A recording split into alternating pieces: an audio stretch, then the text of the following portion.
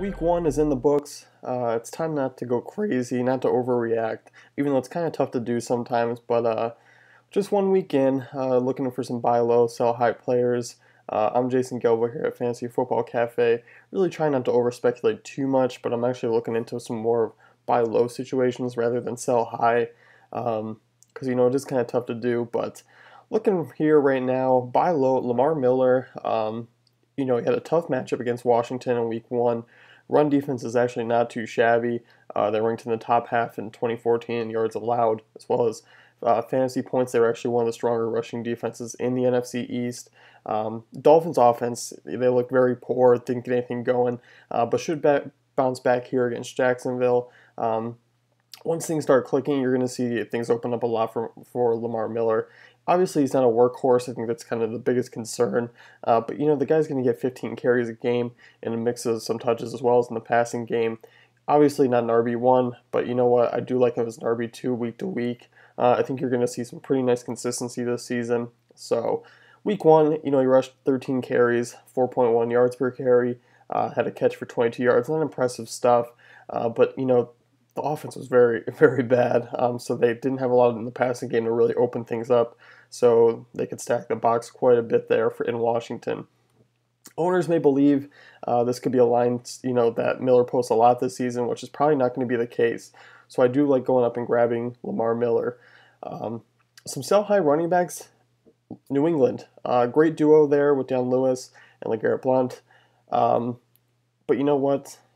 I'm not gonna mess around with it week to week. I think you're gonna see a balance, and Lewis gonna be a guy one week, Blunt gonna be a guy the next. Lewis I like in deep PPR leagues. I don't think that's a bad move there. But Bill Belichick's mind's a tough nut to crack as far as running backs go. We haven't seen anything very consistent in a very long time from New England as far as running backs go, and that's gonna be the case here again in 2015, I believe, because. You know what? Lewis is going to get some looks in the passing game. If that's working, it's going to stay there. If not, he's going to hit the pine. You're going to see Blunt get a lot of the action. Going week to week, it's going to be a tough thing to dissect. And you know what? Both guys are worthy of a sell high because people believe Lewis is going to have value based on week one. Going to be a great guy in the passing game. And then Blunt, going to have some value being on that big, heavy workload style running back. People are going to see, yeah, he's going to get some goal line touchdowns, going to get some touchdowns in the red zone there, but it's not going to be a lot of consistent work for both of them. So I'm looking for a more consistent return as far as running backs go. Buy low, Andre Johnson. I haven't been a fan of him in week one. I wasn't a fan in week two here. Two tough matchups. It's going to frustrate some owners, but guess what? Schedule's going to lighten up for Luck and the Colts. A high-scoring offense is going to score a ton of points, and Johnson's going to be a part of it. Johnson was pretty highly ranked in drafts, just going to the Colts, which kind of shot him up the ADP ladder. But now you can probably maybe snag him on the low, especially coming after another tough week two here, which I'm predicting is going to be a rough week if Hilton doesn't play and Revis is on Johnson. So overall, he's going to have a pretty productive season, but you can probably get him now for much lower. Sell Austin Seferian-Jenkins for Tampa Bay. Big performance from a team that was without Mike Evans and very early, trucking from behind.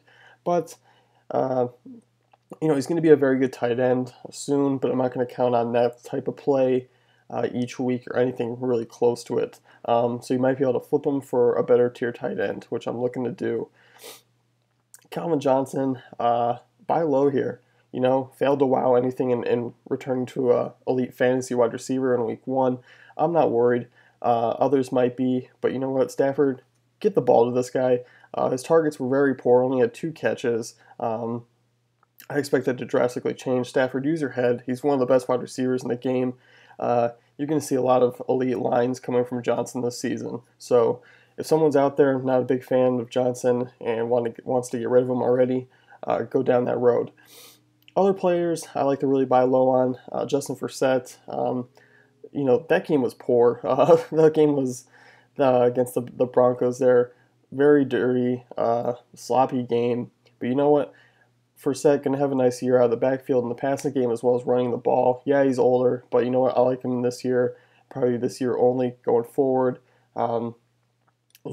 a tough matchup, but he's going to bounce back here. If he doesn't in week 2, even better because it's against the Oakland Raiders, and you could definitely get him on the cheap side after that. Anyone from the Denver offense, buy low on. Because you know what? People are panicking already with Manning and his arm. Say what you want, but you know what? Paired up very well, nice in the second half, throwing some balls to Emmanuel Sanders. Sure, he's lost some accuracy, but you know what? Guy is still Peyton Manning. Offense is still going to run the ball well, and you know what? Tough to say with C.J. Anderson, whether his injuries hindered him a little bit here, but you know what? I think the Broncos offense is going to be just fine, and see what you can get for him if people aren't necessarily high on those players. So I'm not really selling a ton this week, just due to overreacting week 1. But you know what? So stay put on those names. Maybe in 2 weeks or so we can take another peek at them and see struggling guys that we can sell high on, or overperforming guys we can sell high on as well. So that's going to be it for this week, and good luck in week 2.